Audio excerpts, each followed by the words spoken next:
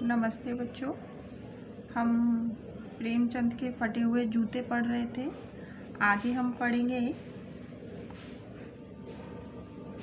ये कैसा आदमी है जो खुद तो फटे जूते पहने फ़ोटो खिंचा रहा है पर किसी पर हंस भी रहा है। फ़ोटो ही खिंचाना तो ठीक, जूते पहन लेते या ना खिंचाते। फ़ोटो ना खिंचाने से क्या बिगड़ता था? शायद पत्नी का आग्रह रहा हो और तुम अच्छा चल भई कहकर बैठ गए होंगे। मगर यह कितनी बड़ी ट्रेजेडी है कि आदमी के पास फ़ोटो खिंचाने को भी जूता न हो। मैं तुम्हारी ये फ़ोटो देखते देखते तुम्हारे कलेश को अपने भीतर महसूस करके जैसे रो पड़ना चाहता हूँ, मगर तुम्हारी आँखों का यह तीखा दर्द भरा व्यंग मुझे एकदम रोक देता है।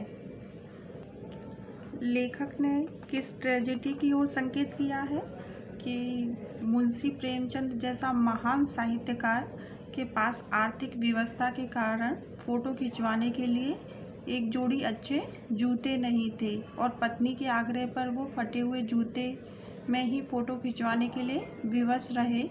यह सबसे बड़ी ट्रेजेडी थी कि हिंदी के इतने सुविख्यात लेखक का जीवन किस तरह अभावों से ग्रस्त था।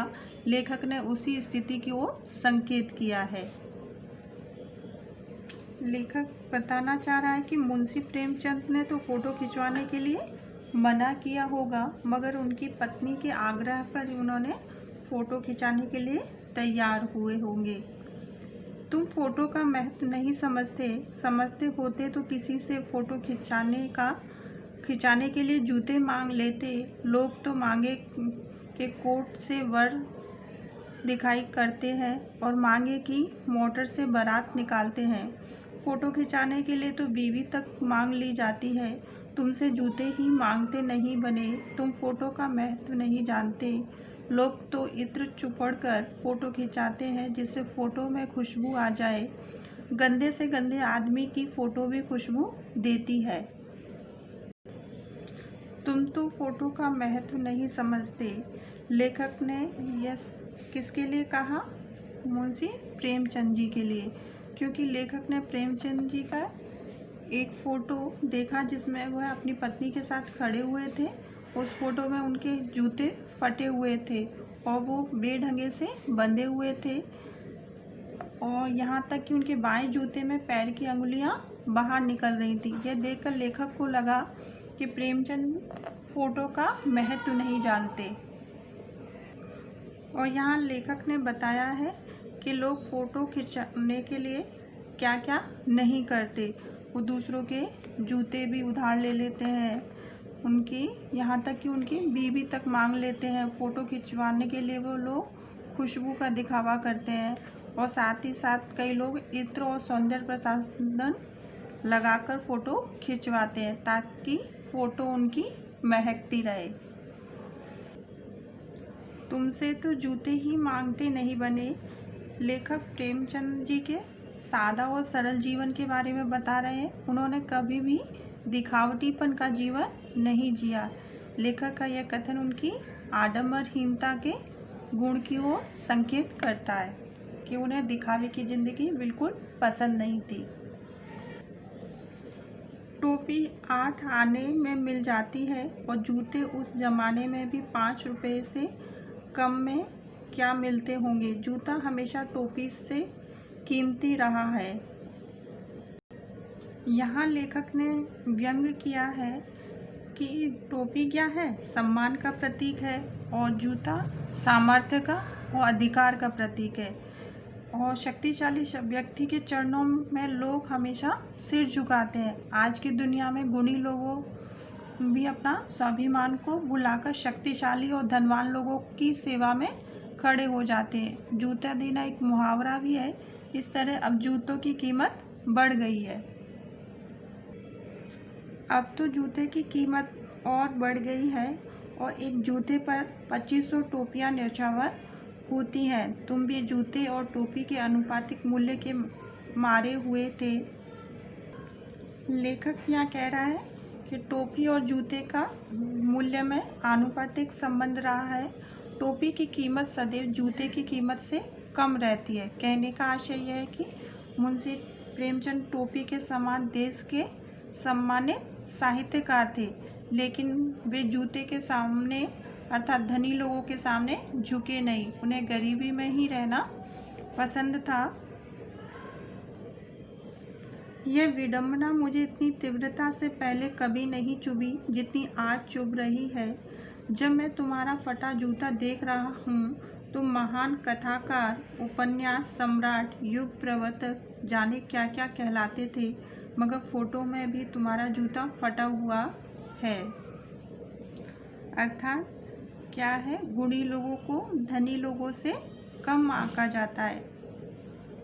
मेरा जूता भी कोई अच्छा नहीं है, यूँ ऊपर से अच्छा दिखता है, अंगुली बाहर नहीं निकलती, पर अंगूठे के नीचे तला फट गया है, अंगूठा जमीन से घिसता है और पैनी मिट्टी पर कभी रगड़ खाकर लहूलुहान भी हो जाता है।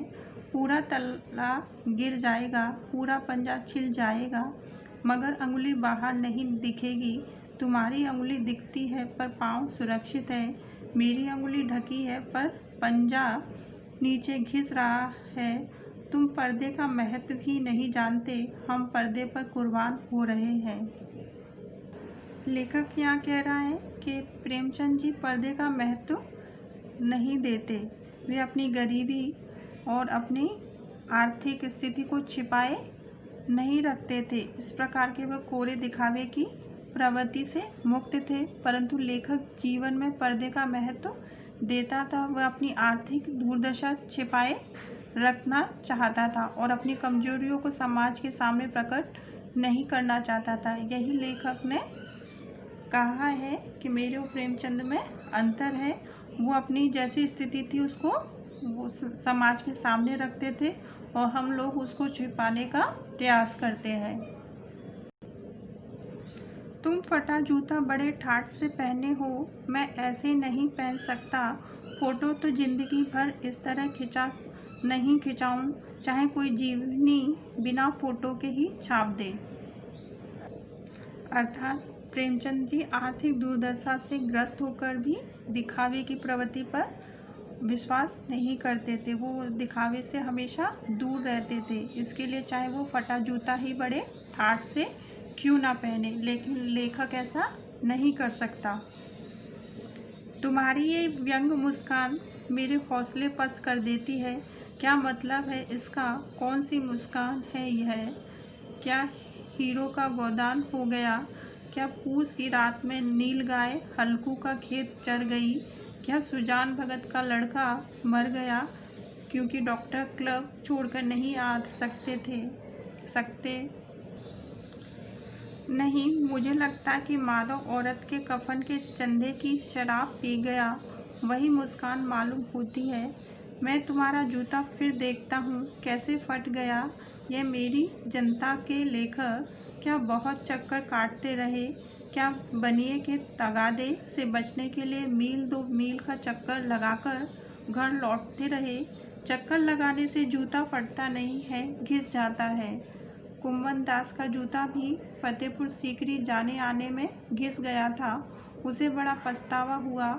उसने कहा, आवत जात पहने या घिस गई, बिसर गयो हरि नाम। इसमें लेखक ने प्रेमचंद की व्यंग मुस्कान के रहस्य के बारे में बताया है कि किस तरह से प्रेमचंद की व्यंग मुस्कान के अनुमान लगाया जा सकता है कि होरी का गोदान हो गया, क्या पूस की रात नीलगाय हल्कू का खेत चर गई, आदि उन्होंने उदाहरण दिए हैं।